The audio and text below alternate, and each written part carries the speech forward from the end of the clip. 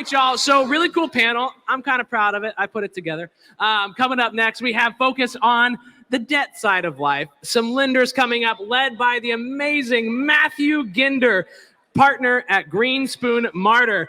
Matthew and company, please come up. We have Don Brain, CEO and chairman of Freehold Properties. Dino Colonna, partner of Silver Spike Capital. John Mazarakis, partner and REIT executive chairman from Chicago Atlantic. And Steve Ham, managing partner at Altmore. Here's Matthew and team. Give them a warm welcome up on stage, everybody.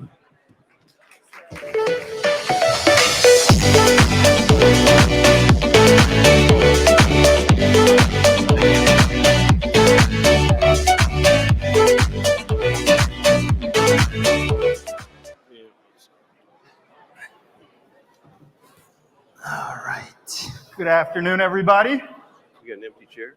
My name is Matthew Ginder. I'm an attorney with Greenspoon Marder. I'll be moderating this great panel today, which the topic is the rise of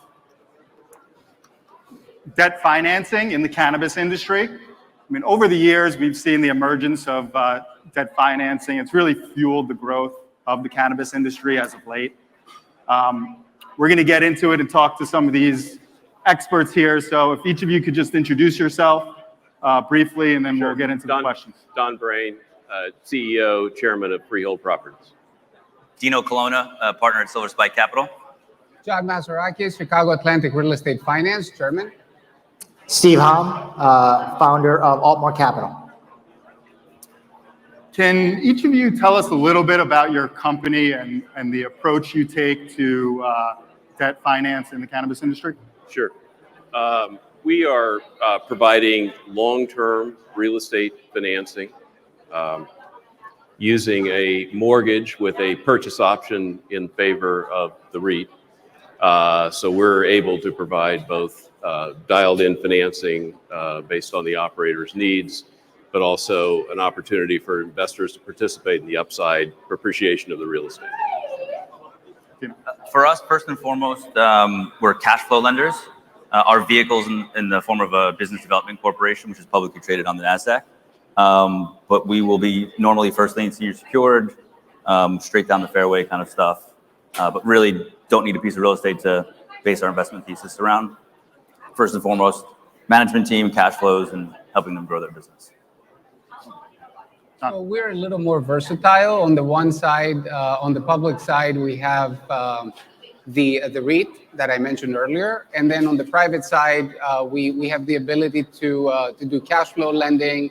Our main focus is funding companies that have the ability to repay. So that's always top of mind. We're primarily a cash flow lender. We've been in the space since 2018. And we're looking for a great company to back. Our really a focus is to find the right management team that we can back and work with time and time over and over again. That's a good segue to my next question is, I'm sure you guys are very busy, you're during this conference. What factors do you consider when lending to cannabis companies in the space? You want to? Yeah, I think for us, it really starts with the management team. We want to find the right team that we can really back. And obviously, given the fact that we're a cash flow lender, we're looking for cash flow that's generated from the company.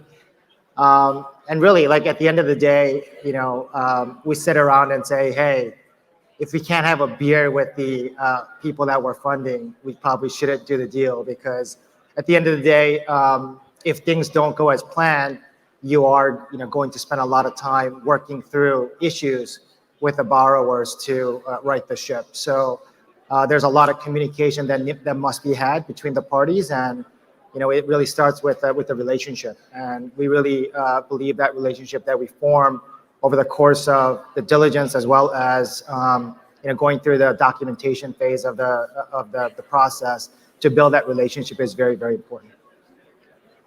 So just like Steve, I mean, we focus on the relationship. The relationship is everything.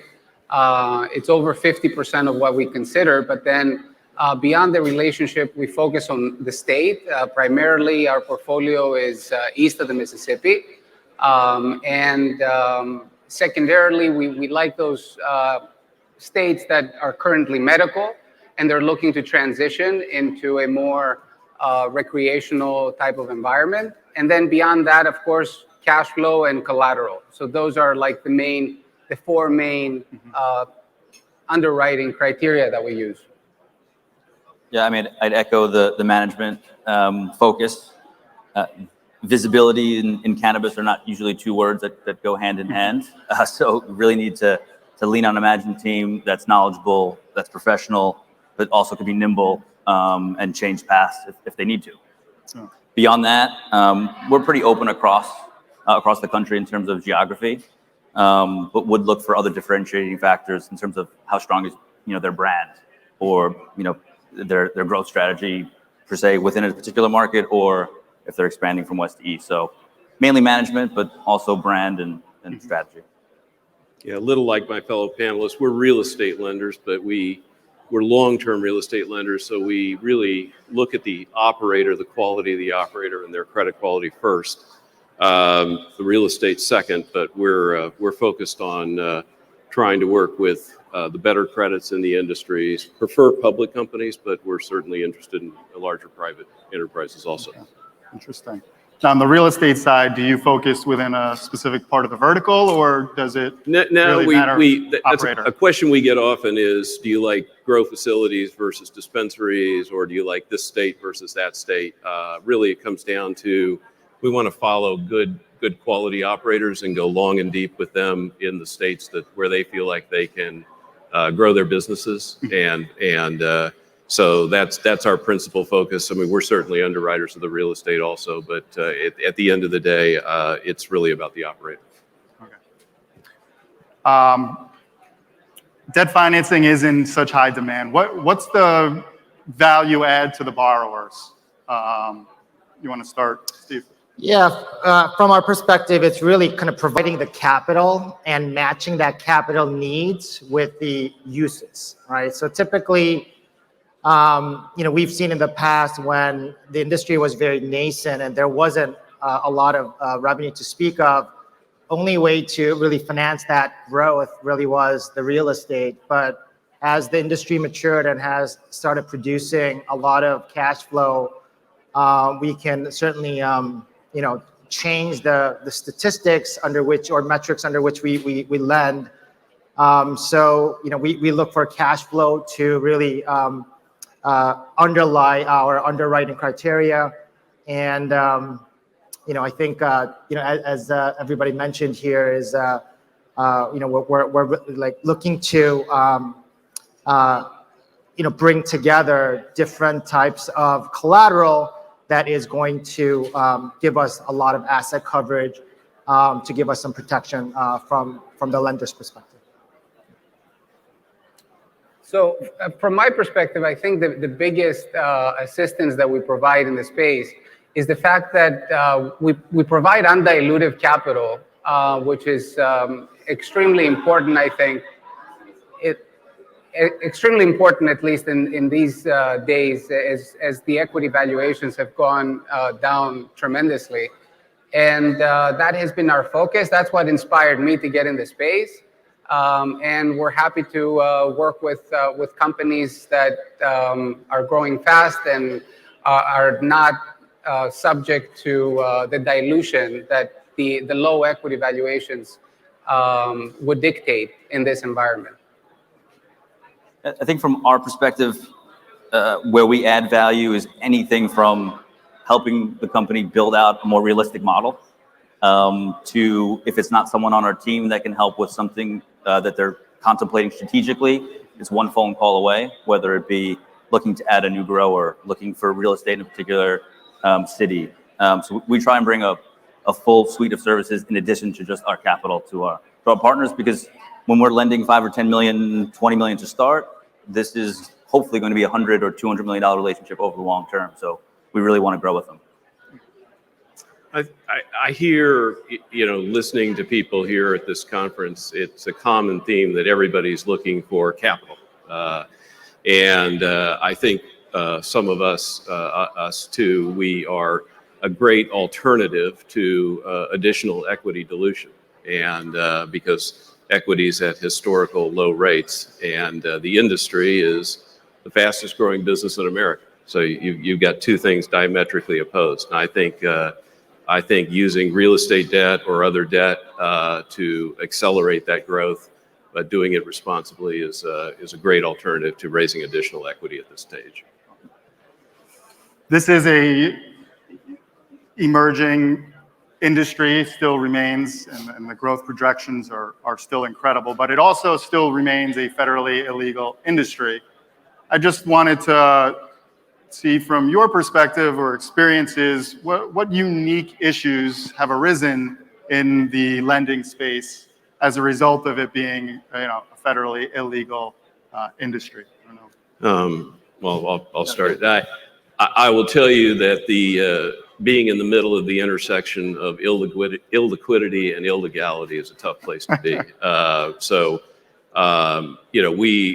We're working to get ourselves in a public environment, public listed. I think a steady source of capital for the operators in the industry is something they're looking for and need. The challenges for everybody here is the ability to leverage our positions using traditional bank debt is generally not available, and that does provide challenges. In addition to it's just difficult to raise investor capital unless you have some public vehicle. I mean, everything is more difficult. Full stop. I think that what we are doing is akin to a service from a legality standpoint. So we're just like a lawyer, electricity company, water company that are providing a service to these companies. So there's no gray area in terms of lending is legal or illegal. It is certainly legal. But the most obvious one would be on the bankruptcy side. We have to take much more precautions, build stuff into documentation to prepare for if and when that were to happen. Whereas in non-cannabis, there's a well-vetted system and process to go through that. Where here, there's not. But I'll let my fellow panelists talk about all the other issues. We're all in the same boat. Yeah, I mean, I agree 100%. There's no way to sugarcoat it. It's a really difficult industry to raise capital in. And, we built a great platform. We went public in December. We've put to work about $1.2 billion since we started. And it's been extremely difficult. Every dollar sort of counts on the one side, but every dollar is just so difficult to raise. And we are institutional. I mean, we're trading on NASDAQ. So that remains, a desert. Capital is still probably the bottleneck in the industry. And for that reason, I think it will be wonderful to have some relief in the space. We have 550 investors. Other funds our size have 20. So you can understand how taxing that whole experience is for the firm and for the borrower. That's the end user of capital at the end of the day. So that's the bottleneck. Unique. I mean, I think all the other panelists have pretty much well covered the topic, but I think in terms of capital, it is extremely difficult and has gotten even more difficult over the last 2 months. So I think a lot of good projects are probably not going to get funded. So I think everybody really has to really survive for the next, I would say, 6 to 12 months until the capital spigot gets turned back on, and be able to really kind of allocate some capital toward that 6 to 12 months from now, because the capital has gotten significantly more difficult to raise, even on the debt side of things. Even I would say 6 months ago, we were probably deploying significantly more at a faster clip than we're doing today. So basically, the lending standard has stepped up significantly. So I think just in terms of capital availability has gotten significantly more difficult. So it's just staying ahead of that potential gap in funding is a pretty important for all the operators out there. So hopefully there's some prospective investors in the audience. You want to talk about, for each of you, the value proposition of investing in your companies? Yeah, so for us, we're a structured product. So we're a yield product. So I think, in terms of correlation to the market, we don't have any. So we're non-correlated asset class that produces significant amount of income for the potential investors. So that really kind of sets us apart. And I think, getting an exposure into the cannabis industry in the form of, senior secured lending is a pretty good place to be. As we have seen over the last, 6 to 9 months, I guess really 12 months, the equity market in the cannabis industry hasn't been great. But senior secured position in the industry with, call it low to mid teens return is a pretty good place to have your exposure in the cannabis industry. So that's really our proposition. John. Our proposition is very similar to Steve's. We are senior secured. We have a publicized unlevered gross yield of 17.3%. We're fully backed by real estate on the REIT side, and then we have cash flowing loans on the private side, on the private fund side. I call debt is not sexy. You're not going to make 10x, right? So. But I still call our vehicle sort of, or our industry, everybody here on this panel is sort of a unicorn in the sense that we provide a 17.3% senior secured return, unlevered. That's unheard of in the space. It's unheard of on the REIT side, and it's unheard of on the BDC side. So that is the value proposition. That's how I see it. I mean, I would argue cannabis debt is sexy, but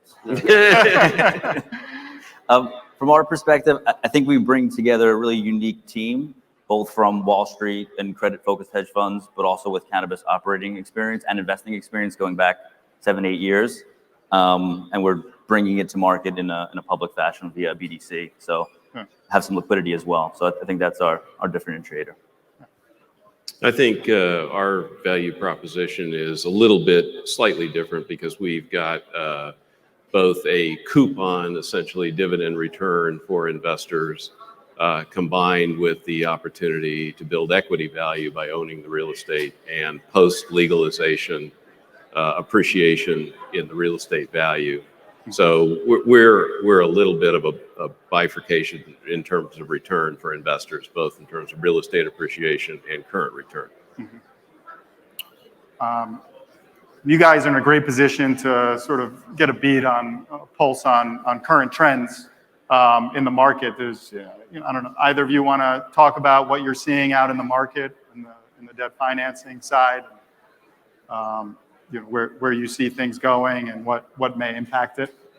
I think I'll leave some of the other panelists too, but I think the interesting thing is when I first got involved in the cannabis industry 3 years ago, everything was either very short-term loans or long-term real estate financing. Today, I think there's a hybrid of opportunities for people at different terms. I think, one of the interesting things is everybody's sitting around trying to decide when's legality going to happen, when's safe banking going to happen. And, my personal view is I think both of those are further down the road than we all want to think. I also think, though, that the interest rates are generally in the economy probably at their low point that they're going to be in the next 5 to 10 years. I saw a survey of the Fed interest projection saying that they thought that interest rates could be up 400 to 500 basis points in 5 to 6 years. It could be that, people are thinking very short term, but they should be thinking a little longer term. What we've seen change a bit over the last couple of months, a lot more requests for M&A funding. A lot of consolidation has started to happen in the industry. It'll continue. And now we're seeing a lot of attractive M&A financing opportunities, which we're super excited about. I agree. There is very little chance that anything will change from a legislative standpoint in the next It definitely not before the midterm election. But then again, I've got this answer wrong every time I answered it. So, I reserve the right to be wrong. Beyond that, I think you're beginning to see some compression in some of the eastern states. We've seen some M&A, some pretty large M&A that in some cases was unexpected, in others was pretty expected. I think those trends will continue. Mm-hmm. Yeah, we're definitely beginning to see a lot more consolidation play, and we're financing some acquisitions ourselves for the consolidators. So mature states like Colorado, Oregon, Washington, as well as to a certain extent California, we're beginning to see a lot of consolidation taking place. I think one other interesting trend that we're beginning to see is some of these brands that started 2, 3, 4 years ago have really gained traction, and they're beginning to cash flow. So those brands who are typically asset light, that hasn't been able to really access the debt market because they didn't have a hard asset to collateralize, they're beginning to kind of access the lenders like us for cash flow types of lending. So that's been an interesting development over the last, I would say, 12 months or so. And then the last thing that I would add on to that is some of these southern to kind of the more boxier states in between the two coasts, they're beginning to really have some interesting operators come out of there. Typically, limited license type of licensing regime. They're typically smaller in population, but operators who are able to crack those types of smaller but more limited license regime, they're doing really well. So we're beginning to see some opportunities in those types of states to back. Interest rates. What are you seeing in the? You don't have to speak specifically about your company if you don't want, but just general trends. What kind of interest rates and what factors are you seeing moving the dial? Whether it be a rising interest rate environment. Just want to get your thoughts on where we stand with interest rates. I think as cannabis has gone from very few states with adopting legality to 38 or 37, I believe now, I think you've seen a little bit of a softening in the interest rate environment in the debt markets. I think that probably has reached a low point, and I think some of that pressure is going to come from investor expectations of returns that they've been used to getting very low returns on debt, and they're now looking for, with inflation being where it is, and looking for greater returns in the future. So I think interest rates are going to rise in this space. From a spread perspective, I think early fall, when a couple of large MSOs started printing 8 handles and maybe a 7 handle, a lot of the private borrowers that we were talking to were pointing to the public and saying, "Can I borrow at 9?" And maybe not. But since then, expectations have come down, and it seems like pricing is starting to widen again. This is what we're seeing. I think a rising interest rate environment is bad for any industry. Of course, in cannabis, we have the benefit of dealing with an industry that is growing at a 20% rate. And I think that's why we're all invested in this space. So given the fact that it's an uncorrelated sort of industry, and given the fact that it's sort of growing very fast, I think interest rates will net in comparison to other mainstream industries will have a lower impact on the cannabis side. I think also we kind of foresaw a rising interest rate environment because when we entered the space, interest rates were super low. So we opted for variable rates early on, and 60% of our portfolio is variable. That's great news for our investors. It's kind of bad news for our borrowers. But given the fact that there is a desert on the capital side, it has served its purpose, and we've been continuously able to provide the industry more capital. So I think cannabis is very resilient. I think, it was mentioned that, interest rates may go higher. And I think generally speaking, we're in a net low interest rate environment, and that interest rate environment is here to stay. That's sort of my prediction. But then again, no one has a crystal ball. I mean, I don't think it's surprise for anybody to know that interest rates are going up, right? I mean, the Fed is to continue to tighten. So, I think the other panelists have covered that pretty well.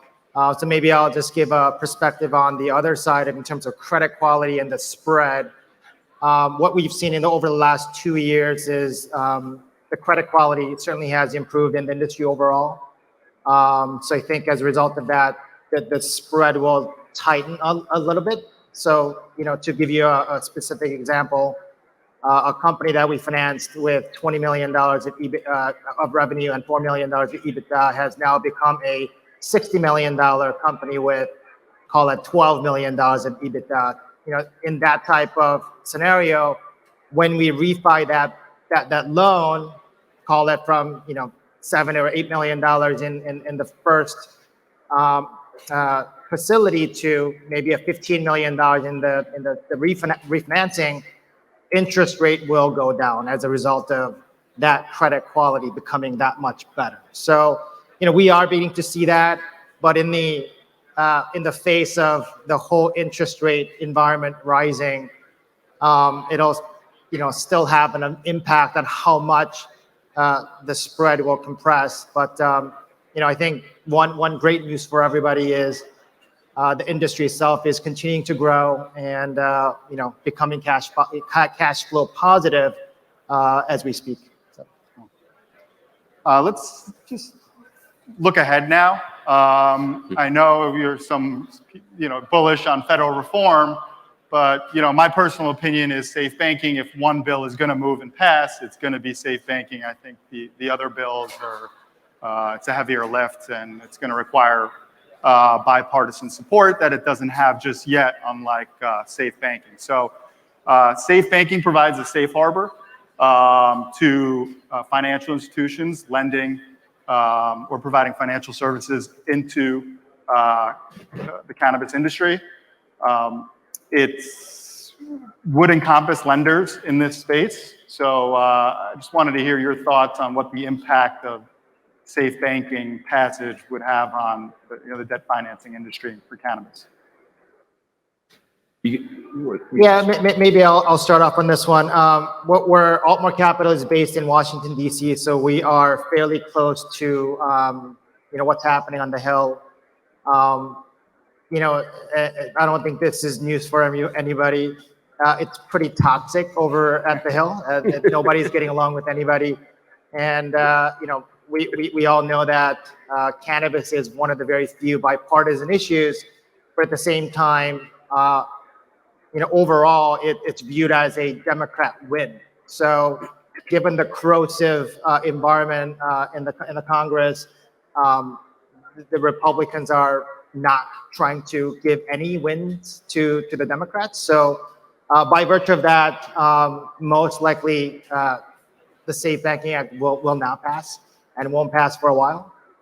Even if it does, our view is that yes, some regional and community banks will come into the cannabis industry, but our view is that they will stick to what they do best, which is typically kind of a mortgage type of lending. So I think, the types of lending that we do, which is cash flow based, is a lot more difficult to underwrite, because you have to really diligence the company from a private equity perspective and really be 100% confident about the quality of earnings as well as the revenue. So, number one, our perspective is that safe banking will not pass, but even if it does, some community banks will come in and nibble into kind of the real hard asset type of lending, but cash flow lending won't be impacted for a number of years. Yeah, I agree with Steve on both counts. On the one hand, I think competition will not increase exponentially overnight. But I also think that the way we look at a risk return at Chicago Atlantic is we focus on the spread. And right now, our cost of capital is really high, as is everything else, including the price of cannabis. So all those numbers are kind of moving together. They're super correlated. So as the market sort of opens to more capital, our cost of capital will decrease. But we've been working since day one on building a great brand. So we're hoping that we will be the beneficiaries of most of the influx capital that is interested in investing in cannabis on the debt side. So we are very bullish on the fact that we will not only maintain our spreads, I think it will be a net positive for us if or when, the SAFE Act passes. Because I agree with you, I think that would be the next logical step. All right, let's end. We have time for one more question. I just wanted to get your thoughts on what's exciting you in the market looking ahead. Sectors, states, what gets you excited? Well, I think some of the large states that are moving from medical to adult use is very exciting because I think it begins to see the maturation of some of the operators and their ability to bring branded products to the market, which I think is going to provide some consistent profitability and stability in the industry. Dino, you have funding the M&A trend, and also, as Steve mentioned earlier, helping fund the West Coast brands moving east. John? In one word, I would say $100 billion of potential retail value that is bound to be sort of liberated through a legalization process that we're all kind of waiting anxiously to happen. Steve, I'll let you get the last word. Yeah, I mean, I think brands is a very interesting place and a place where people should probably pay a little more attention because there are brands that are coming out that are beginning to cash flow beautifully. Okay. Thank you, Thank guys. you. Great panel. Thank you very much. Thank you.